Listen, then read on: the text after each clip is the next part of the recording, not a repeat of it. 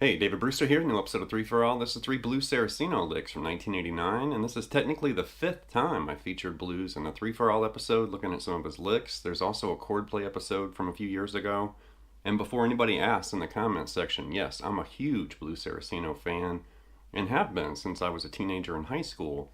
Definitely a dynamic and monster guitarist, and I'm definitely just a sucker for his phrasing and the intensity, the bending, the licks, the feel, the tone, the whole thing. Blues is the man.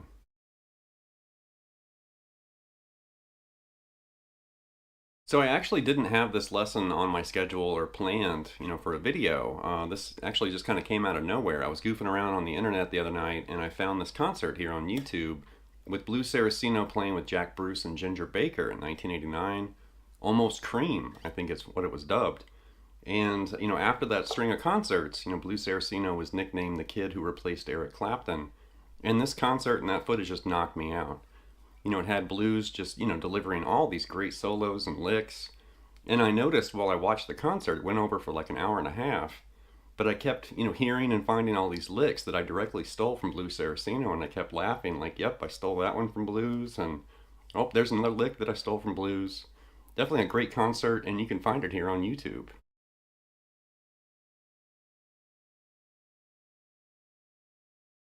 So just a heads up, I did try to locate a photo of the red plaid Ibanez that Blues was playing in this footage, and I couldn't find one that was usable. And that's why I used the green plaid Yamaha again.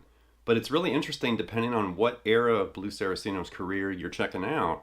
The guitar he's playing will kind of help define like what era, what year it was. So like the early years, he was using Ibanez around the Never Look Back era.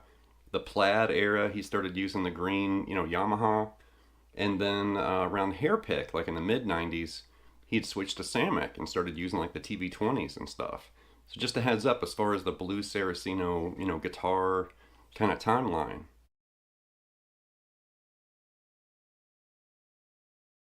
So I already let the cat out of the bag as far as where these licks and ideas came from. It was a tour with Jack Bruce and Ginger Baker in 1989. And it was really interesting to hear Blues play Cream songs, Jack Bruce solo material. They even let Blues do a solo, and he was doing like this volume swell delay stuff and kind of shredding around. Really cool concert, and like I mentioned earlier, if you haven't seen it before, you can find it here on YouTube. Just do a search for Jack Bruce, Ginger Baker, Blues Saraceno in 1989, and you'll probably find it. Just a heads up. Alright, the first lick I'm calling the Blues Saraceno Lick Bag. This one example has 4 different licks, and they're kind of typical in Blues Saraceno's playing style, and they're also licks that I totally stole directly from Blues Saraceno. So anyway, I'm going to play the clip first, and I also notated like on the side there, lick 1, lick 2, lick 3, and lick 4. So the first example is going to have 4 licks, just like this.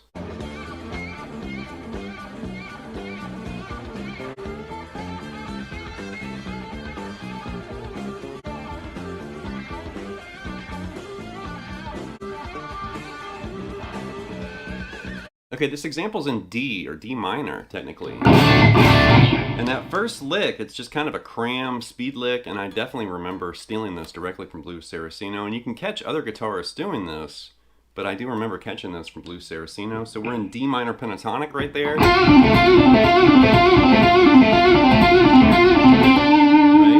So just think of like the D minor pentatonic box right there. And we're going to do this kind of slight bend there on that F note, and then you're literally racing down that D, C to A.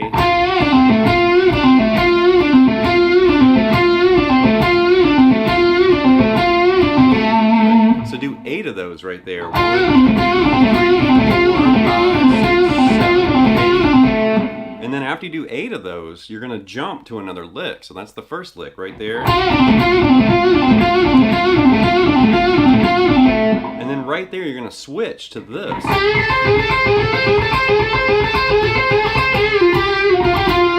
So right there, you're literally bending that G up to A, and then A to C, right? And you're going to do that 8 times. 1, 2, 3, 4, 5, 6, 7, 8. And then there's like a little lick there in between that lick and the next one right there. And then he starts doing this after that lick,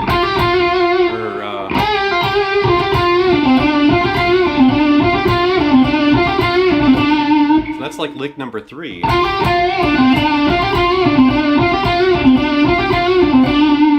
So the first 3.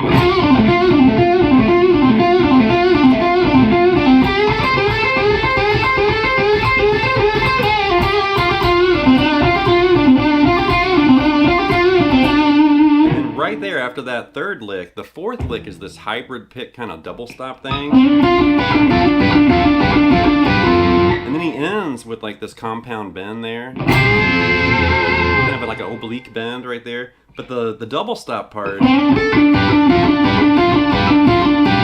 that. And then end with that oblique bend at the end. So if you put all that together, that's lick number 1, even though it's 4 different licks, like this.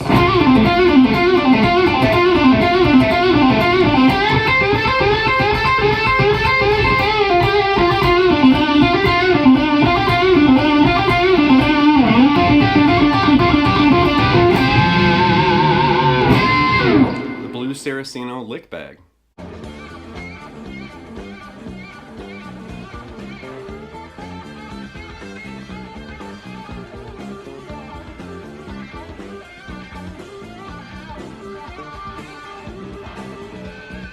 Okay, next up's this bluesy tapping idea, and this is really cool. It's over an E-flat 7 chord. And at first I thought blues was tuned down a half step, but no, he's just physically playing in E-flat. And this is toying with the flat 5, so it has this cool kind of sinister sound, like this.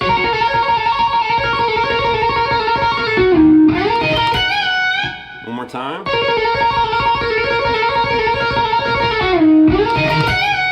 So think E-flat minor pentatonic right there. And he's tapping this D-flat, going back to that B-flat to A, back to B-flat, and he's double tapping that D-flat. So that's basically what he's doing, like really slow. And you want to do that 7 times in a row. So 1, 2, 3, 4, 5, 6, 7. And then after that 7th time, then you're going to basically grab this G-flat and move back to E-flat. At least that's what I'm hearing in there. And I put it right there. He very well could be going back and grabbing, you know, G-flat like on the B string there, but I just kind of stuck it on the G like that. And then you hear him do like kind of slide into that B-flat, E-flat, back to B-flat, grab G-flat and bend that to A-flat. Like that. So all the way through that bluesy tapping lick.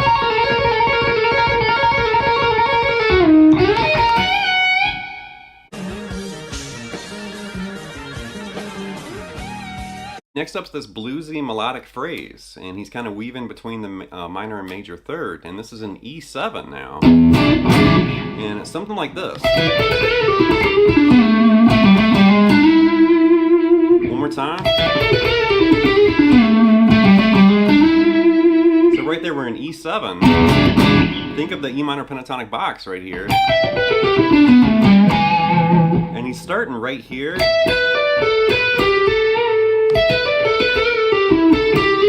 Like that, and that's tricky. It's like you're falling down the stairs, but you land on your feet there. And then, that's really kind of tricky.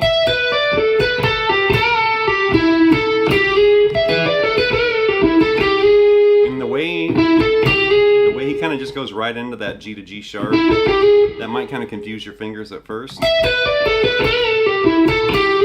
And then come down like that. And it's interesting that he's playing with that minor and major third there, that G and G sharp. And he's also playing with it right there too, right? So really slow.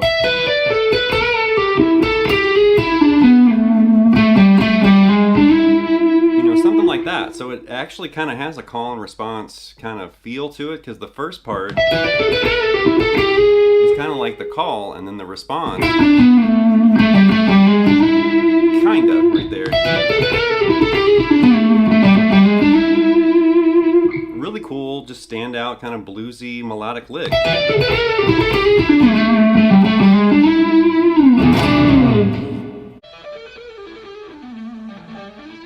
Okay, here's a bonus lick from this footage, and it's this intervallic melodic phrase that's really cool, like this. And now we're in D minor, by the way, but like this.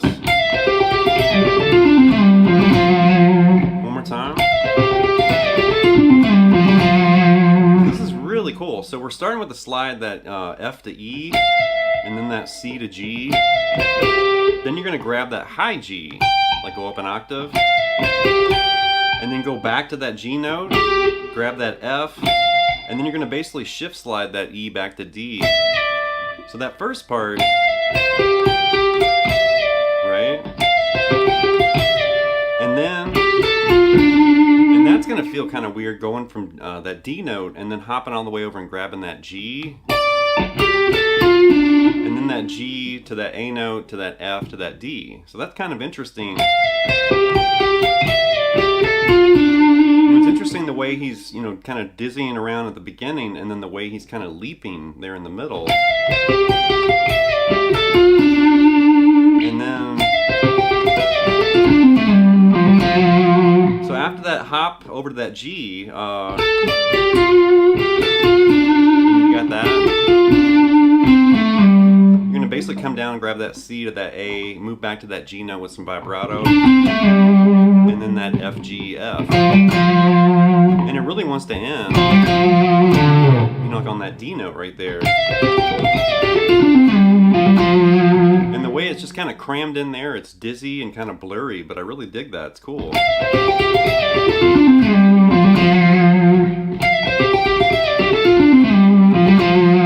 Interesting phrase right there for sure. Alright, that's going to wrap this episode of 3 for All with this look at 3 Blues Saraceno licks from 1989, and I'm honestly not sure why I waited so long to finally watch the video footage that exists, from when they were working together with this Almost Cream project. And there was an older upload from this concert. It was really grainy and hard to see and hard to, hear. And then the footage that I actually used for this lesson was uploaded just a couple months ago, and it's much clearer and it's much easier to see and hear what's going on. A much better, upload. I think that might have been part of it. And it's interesting that this project with Saraceno, eventually he returned to being a solo artist and eventually hooked up with Poison. But then Baker and Bruce hooked up with Gary Moore and became BBM, which that was like in the mid-90s. Which was hot on the heels of this time period, working with Saraceno. So that's really interesting. I don't know what would have happened if Blues Saraceno would have remained with, Baker and Bruce. Who knows? BBM may have never happened. I'm glad it did, because that album kicks ass too. But it's just really interesting to notice, Blues Saraceno, he was literally a teenager working with 2 absolute, rock music icons and just knocking this stuff out of the park. Really inspiring, really cool stuff. So anyway, leave some feedback and comments. Please subscribe to Night Lessons, and I'll be back before you know with more content and material. Thank you.